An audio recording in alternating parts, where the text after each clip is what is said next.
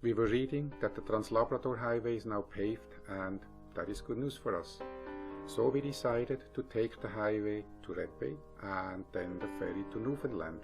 The Canadian Bucket List and DangerousRoad.org, they both refer to the highway as one of the most epic and remote road trips.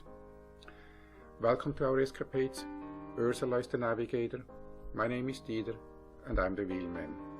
Please hit the subscribe button and explore Canada with us. Our first stop was in Quebec City, and this is where the journey began.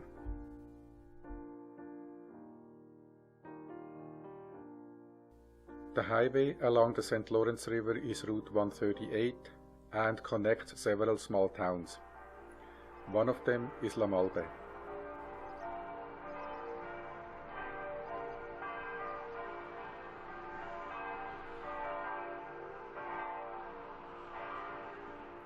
The ferry that crosses the river is free, and 200 kilometers later we arrive in Baie-Comeau. A quiet evening before we venture into the unknown.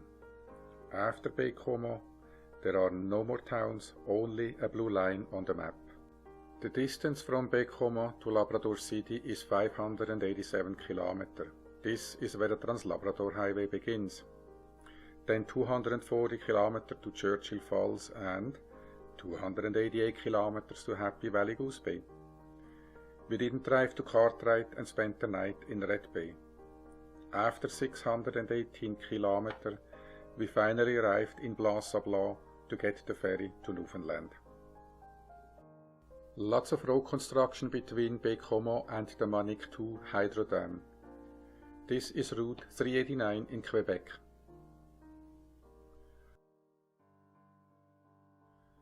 All open road, no rush, no pressure. To be fair, no anything else until we reached Manic-5. Now that is impressive. The dam dominates the scenery. Traveling as early as we did had some advantages, but the tourist attractions are not yet open. We were reading that the guided tour of the Manic-5 Hydro plant is spectacular.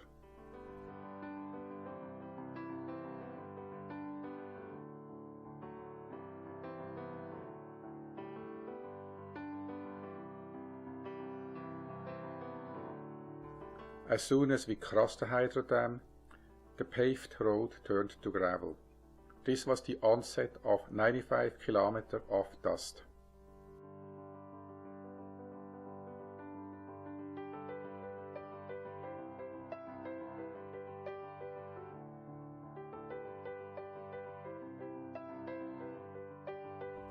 Ah, what a relief, a gas station.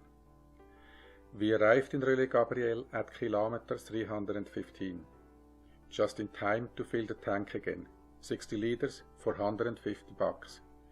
That is regular gas, not the fancy one.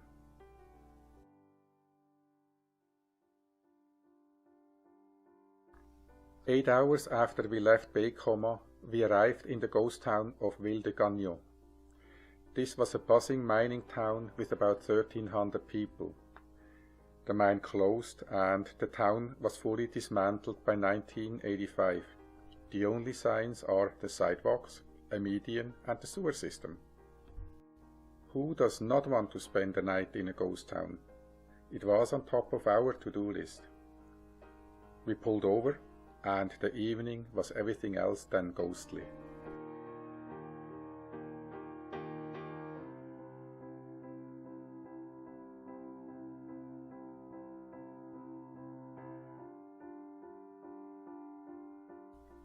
At kilometer 477 is the Fire Lake mine and the end of the paved road.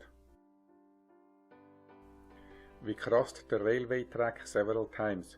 By the looks of it, the road was built to maintain the tracks.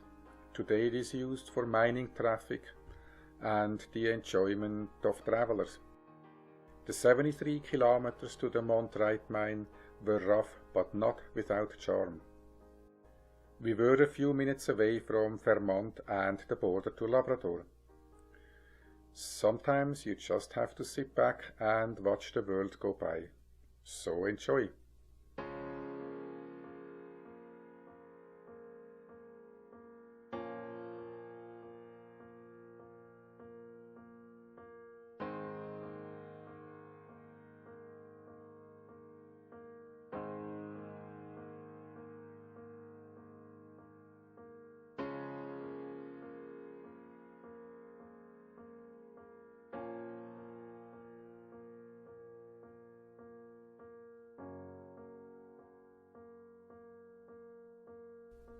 We made it to Labrador, but had to return to Fermont in Quebec to get a campsite. It became clear to us that we had to improvise. The facilities at the campground were closed due to frozen water pipes. By the time the camp was set up, it was late in the afternoon and the Churchill Falls were calling us.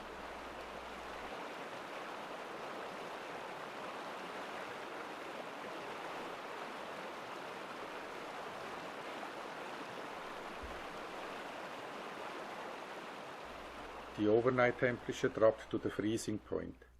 What a time to find out that the heater in the trailer stopped working. If there were any doubts, Labrador City is a mining town. We are now driving on Highway 500, the official Trans-Labrador Highway. There is not much to report, the road conditions are excellent, and for hundreds of kilometers there are no towns, no cell towers, no gas stations, no coffee shops, and I could go on. There is only the road and us and black spruce as far as you can see. About 20 kilometers before the town of Churchill Falls, we crossed the Churchill River. The water was diverted to the Churchill Falls generating station. The little water that trickles gets lost in the huge riverbed. We hiked the Bowden Canyon Nature Trail to look at the remains of the once mighty Hamilton Falls.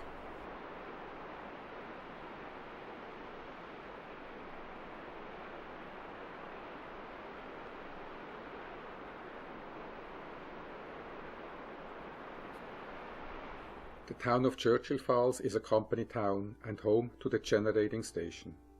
The restaurant was the reason we drove into town. There are no official campsites, but we got permission to set up for the night outside the large town complex.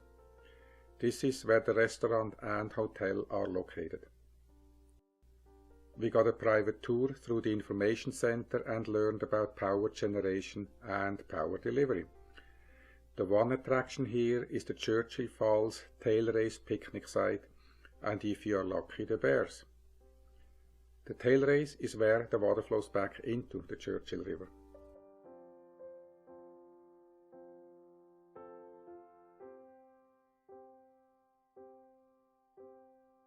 We didn't see many places along the Trans-Labrador Highway where we could set up a camp. There are no side roads and very few dormant gravel pits.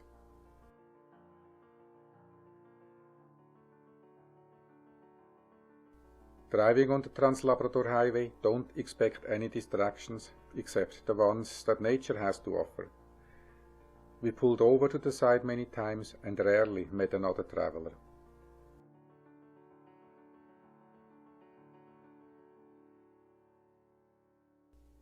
The Gosling Park campground was the only campsite in Goose Bay. It was not in operation anymore and can be used free of charge. We had one night here and went to the Labrador Military Museum, an interesting display about the local air base.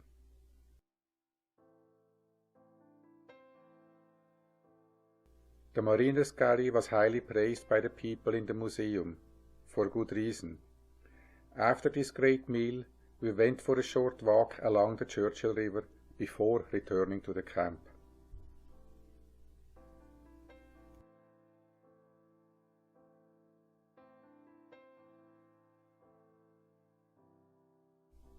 Time to leave Goose Bay. The Highway 500 changes to 510 and we are 540 kilometers away from Red Bay, our next destination.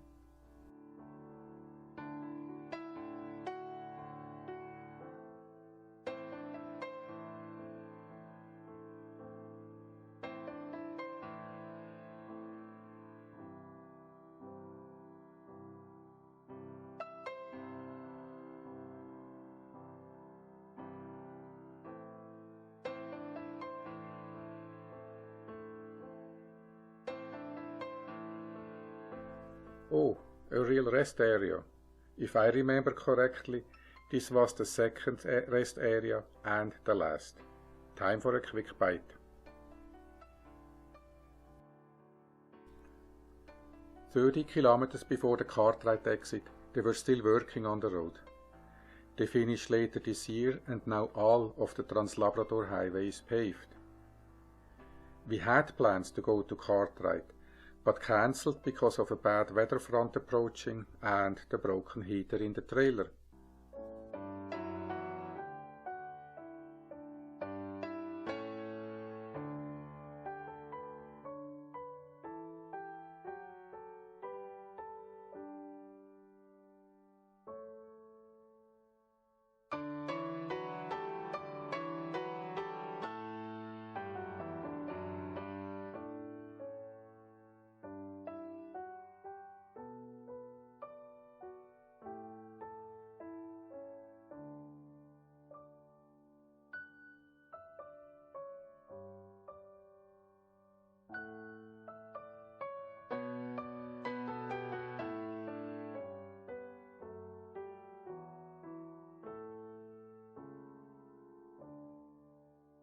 We made it to the Newfoundland time zone, 1 hour and 30 minutes ahead of Toronto time.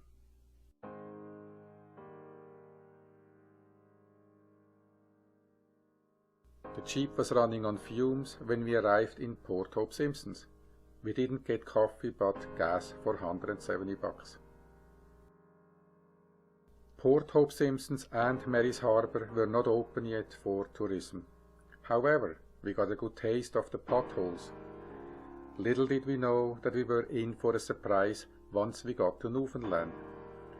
If you didn't already subscribe, now is a good time to hit that button. You will be the first to find out what potholes will do to the trailer.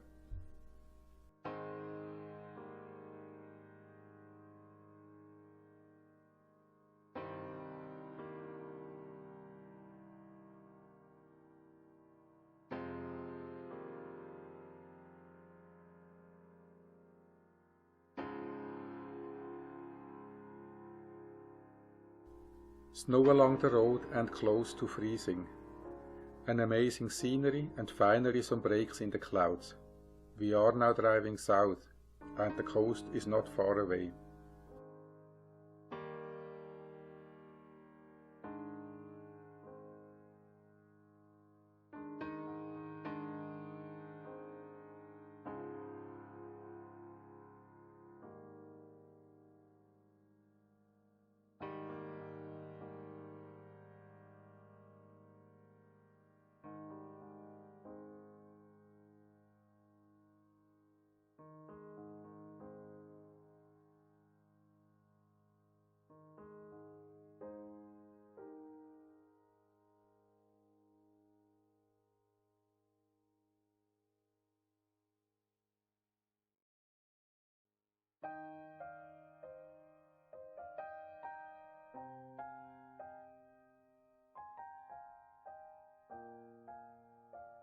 We arrived in Red Bay and this marked the official end of our Trans-Labrador Highway adventure. No better place than the Whalers restaurant to celebrate with their famous chalupa fish and chips. We had enough time to set up camp before the heavy winds and rain started.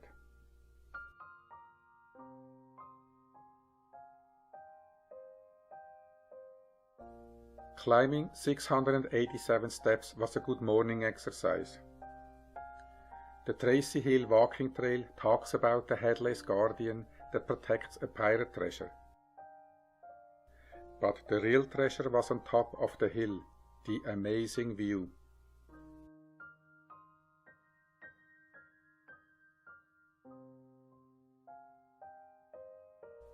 We visited the Whaling Museum, a remarkable display of the whaling tools and ships from back when.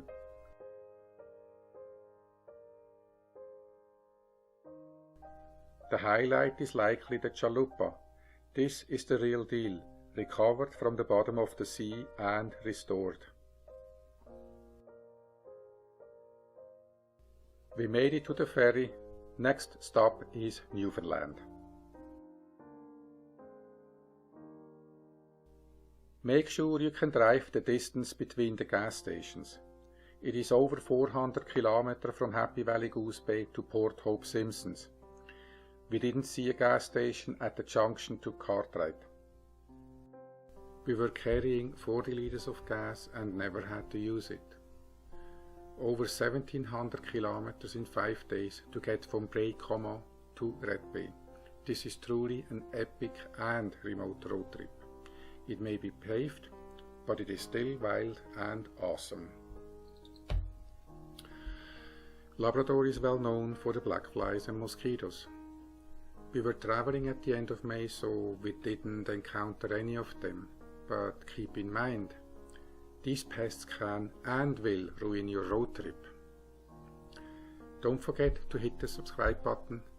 Our next story will be about the Great Northern Peninsula in Newfoundland and the icebergs. Thank you for watching, and I'll see you out there.